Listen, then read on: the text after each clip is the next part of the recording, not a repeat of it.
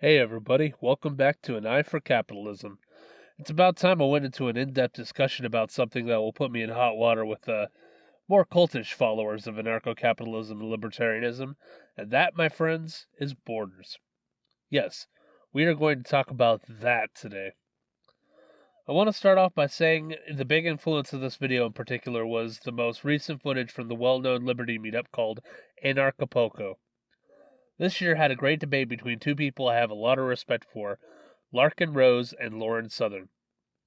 Larkin Rose was instrumental to my shift into an anarcho-capitalist, and Lauren Southern is a big factor on my ideas about more modern reactionary thought. However, this debate seemed more of a clash than a meeting of the minds, and both sides, I feel, failed to really present the strongest of points for their respective positions. That being Larkin on the side of no border policy, while Lauren being on the side of closed border policy. I say no border policy in contrast to an open border policy because Larkin's fundamental position is borders do that. Borders don't do anything. They're an imaginary line. What you meant was men with guns, but I do appreciate that you got around to admitting that you meant men with guns. There is a difference, and that distinction is an important one to make. However, being a typical anarcho-capitalist, I disagree with both of them. For Larkin, while his assertion of a border being just a line protected by people with guns is correct, he doesn't distinguish any nuance in that train of thought. He takes a similar approach to borders that a deconstructionist postmodernist makes in that a border is nothing more than a social construct. Now Lauren takes a completely different and, admittedly, a distinctive statist approach. She takes this approach taking the common conservative view of pragmatism. The closest she gets to making an argument is that politics is a downhill pull that collects from the font of culture. Thank God they didn't walk over the non-existent borders of some Papua New Guinean tribe that would eat them because politics is downstream of culture. No, instead. However, she uses this as a crutch rather than explaining what she means, and she comes off as someone that just wants action in the face of modern libertarian theoretical circle jerks. She makes more of an argument of taking actions for action's sake rather than an argument from principle. During the Q&A portion, a man in the crowd approaches both of them and makes the claim I have always held dear since I've actually thought about the issue of borders. Government is controlling a function doesn't necessarily invalidate the function. The government runs fire departments, okay? So if your house catches on fire, are you going to sit there? I'm getting the question. Are you going to sit there and say, well, no, I'm not going to be a statist. I'm going to be a purist. And I'm not going to have the government fire department come over. So borders must be a key component in any liberty-minded issue because it goes hand in hand with property rights, but not in the typical statist idea of what borders are.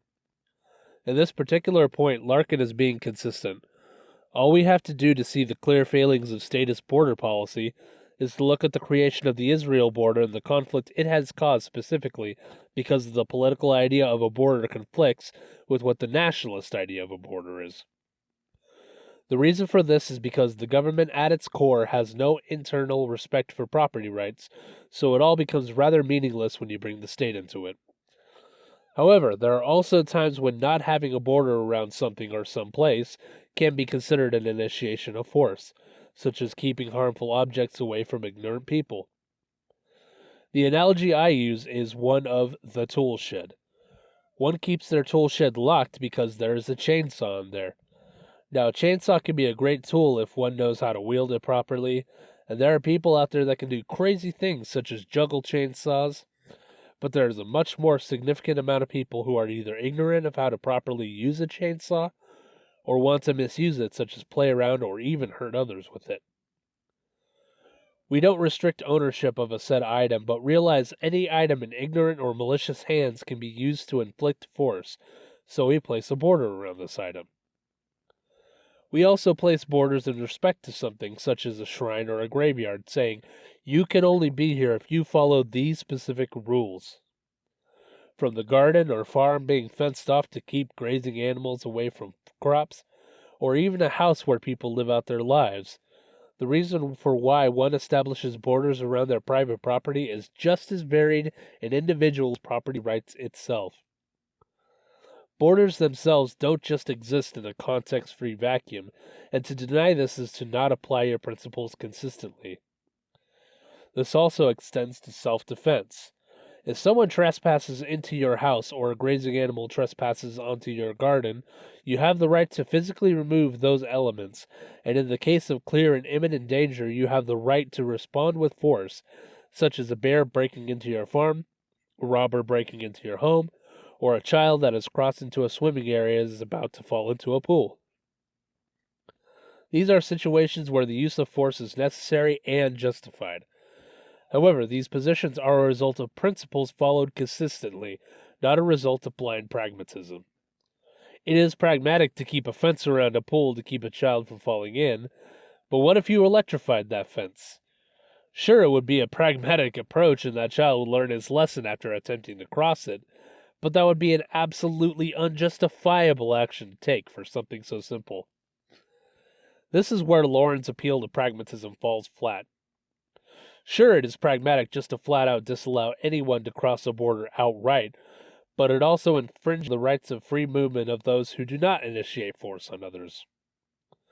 Okay, this is a good conversation and all, but how does the free movement of people constitute an initiation of force?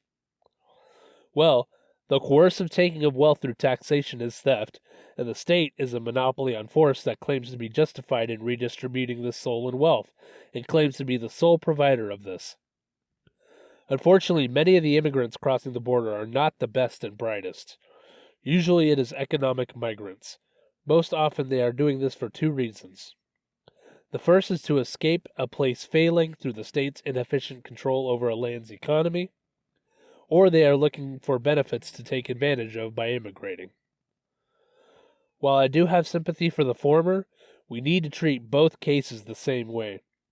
In our current legal system, if someone buys a stolen car, they are held responsible just as the thief is, unless it is not the possession of the person and the whereabouts of the vehicle are reported.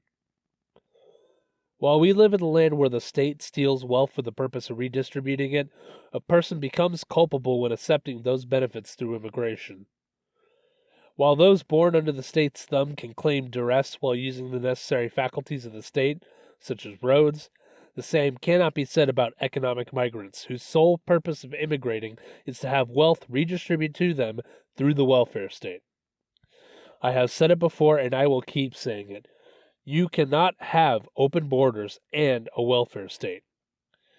If the state refuses to enforce closed borders, the people suffering the initiation of force, namely the population of the country, have the right to self-defense and thus have the right to physically remove these welfare parasites from their land. Hans Hermann Hoppe says something similar when discussing what he describes as the anti-fascist mob. He goes on to state that the police should crack down on the anti-fascist mob. To the detractors saying that those police are merely state police, Hoppe asks, would you, on the same principle, not call the same state police if there is a murder or a rape? And if so, would it then be up to the victim of the aggression to act in self-defense by giving the anti-fascist mob a bloody nose? I believe we should also take the same stance on borders. If the state is unwilling to enforce our private property borders and offer a lush welfare state at the same time, isn't it up to us to stand up and say, we will not abide this, and start removing these people who've taken advantage of the initiation of force inflicted on us by the state? I also wholeheartedly agree that we can be more lax about our borders when the welfare state is abolished, but that is a topic for a whole different video. Another important topic regarding this, which I plan to make a video on, is the difference between the state and a nation and state borders versus national borders. We must have both a nuanced and principled view on borders, and until we come together and get people to understand this, we will always have an issue with borders. What are your thoughts on the subject? Am I just a dirty statist, or am I giving a fair representation of this argument in regards to property rights? Let me know by leaving a comment below. I really hope this video fosters some good dialogue in the liberty-minded community, and I strongly recommend taking the time to watch the full debate. Link to it in the description below to view at your leisure. And that's it for today. Thank you all so very much, and take it easy.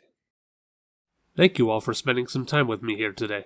If you like this video, please consider giving this video a like, comment down below, or subscribe to my channel. Be sure to check out my last video, and if you want to be a part of my community, visit me on my various social media pages. Links, as always, will be in the description below. Thank you again for joining me, and I will see you all in the next video. Take care.